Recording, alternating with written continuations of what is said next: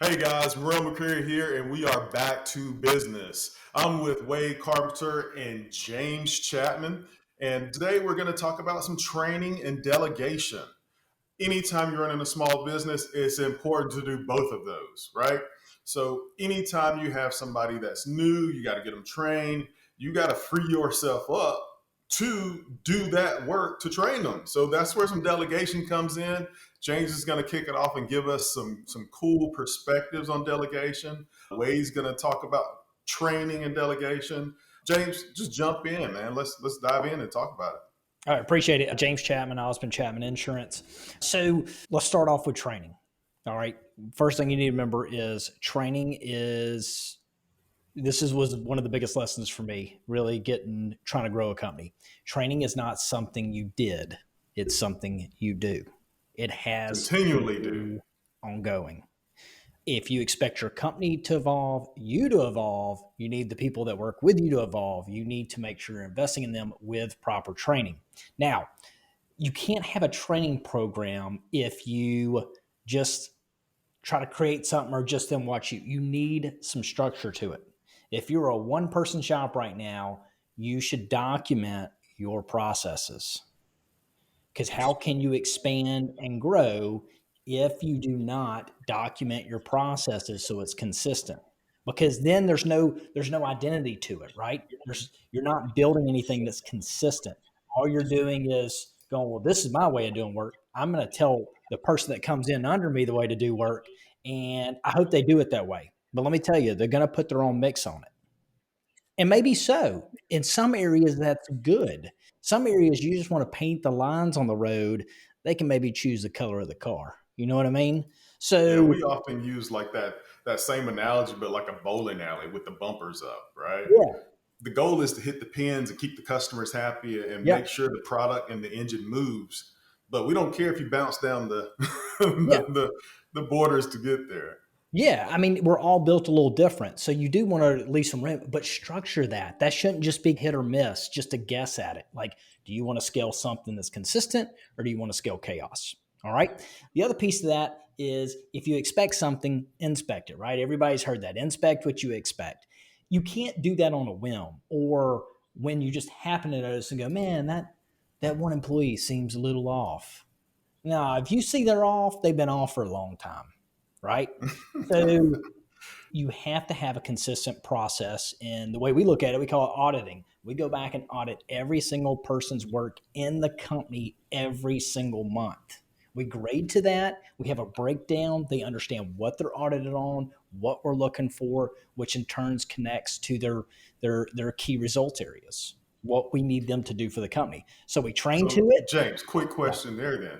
How often do you monitor their progress? How often do you meet with them throughout that training process? I could do better on that. And I will tell you, one of the things we've done is we've went and relied so heavy on the audits and then just people making corrections. So now here recently we went back through and said, okay, now we have an expectation of these audits. If they're not being met, then there's more focused training for that person. So the viewing, the checking, the inspecting piece for us is been eye opening and what it shows people might be getting wrong. And a lot of stuff, we've all had that person work for us, right? We go over there and go, hey, why aren't you doing this? You're doing A, you should be doing B. And they go, nobody ever told me that. Yeah, I didn't And they've know. been doing it for 6 freaking months, right? And Right. you feel like an idiot. You're like, yeah, I never told you that. So if you're inspecting it on a consistent basis, you can look, you can adjust as you move. And then if they're still getting it, then you can get more intense with the training or focus on that individual. Keeps Hmm. everybody engaged. It lets them know, hey, here's the race I want you to run. And they actually know the course. That's part of it Yeah. too. So that's the things I recommend and we do here to try to continue to help train. And I didn't really hit on delegation, so to speak, but I am delegating work out to these people, my team, and how I make sure that's staying consistent. How do you manage the workload when you're delegating? So for us, like we have data in our system that tells us that this person's utilization average is 60 to 75%. Our industry shows that if you have an individual that's hitting 80% consistent performance, then they're going to burn out, right? So how do you, where's that measurement that you look at? So yours is more advanced than mine.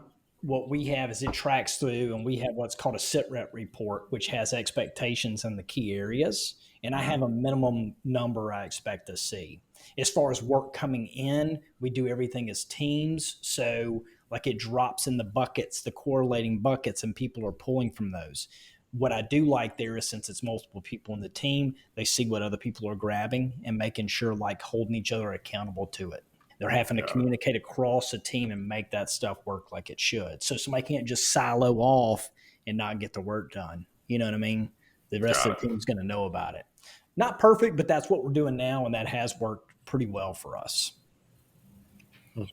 Yeah, we tend to use that same measurement tool to determine, do we need additional help? Have we been running 75% capacity for the past 3 months, 4 months? So we use that on average to determine if we need to look at hiring another person. Mm-hmm. So one of the things I'll touch on is communication. When you're doing those SOPs and you're building out those standards, you have to effectively communicate, almost like it's the rule book for your company, right? Everything from how to write an insurance policy to how to file a 1040 or whatever that fancy stuff that Wade does on the CPA side, to how to set up an email account. I mean, down to the nuts and bolts of, this is our way, this is our structure.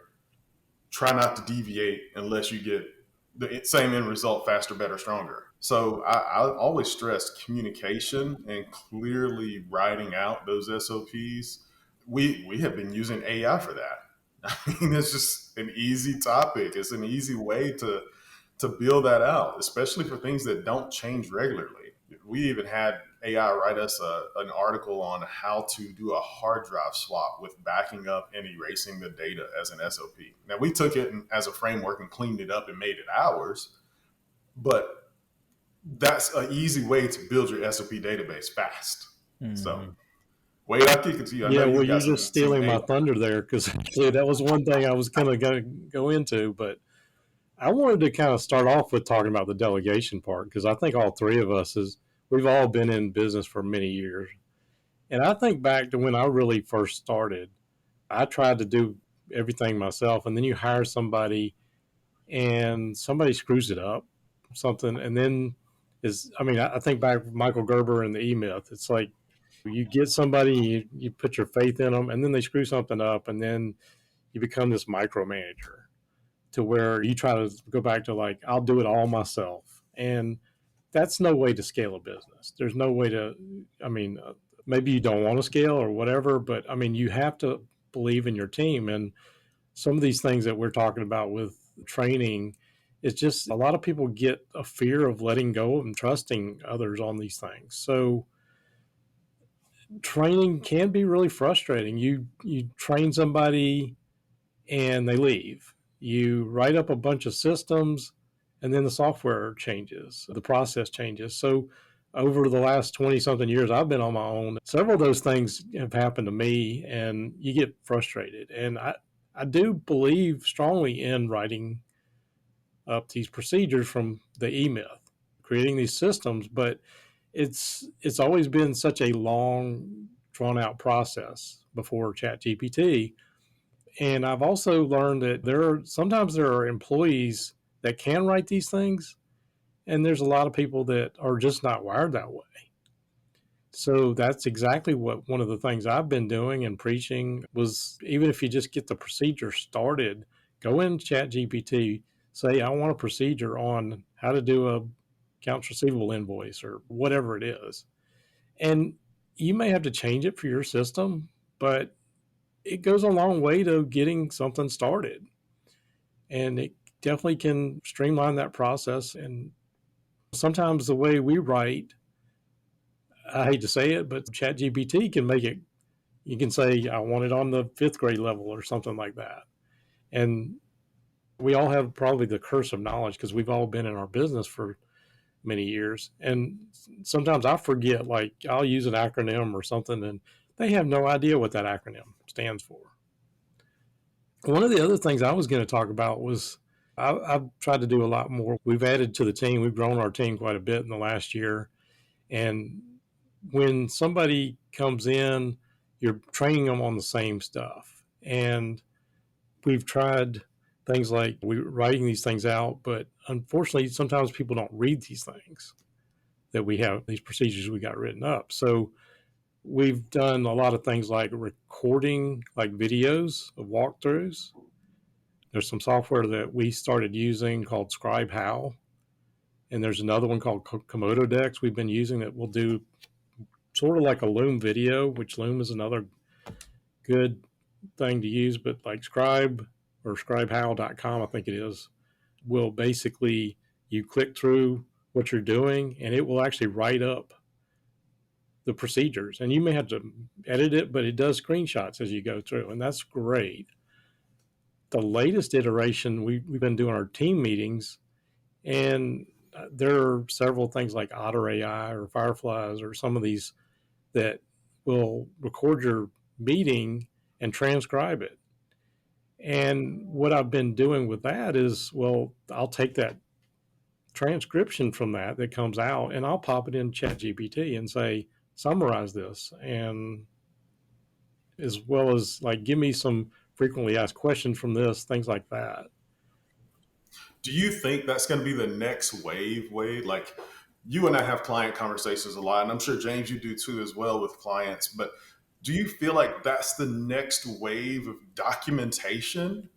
I mean, it would be ideal for me to be able to have a, like, if I'm having a sales meeting with a customer, right? And I'll say, I'll follow up with you when I get off this call. We'll set up some time to go over blah, blah, blah. It'd be ideal to take that transcription, dump it into an AI device or tool and say, hey, look, pull the nuggets out of this, summarize this, and drop a link to schedule. And I mean, that's next level AI to me. Like that's such a huge time savings that it's like I've always said, AI is like the cheapest employee you'll ever Yeah. find. But do you feel like that's the next wave with how this is Well, going? yeah, absolutely. There's a couple of other iterations, but I'm glad you brought that up because I've got a great story. One I had last week.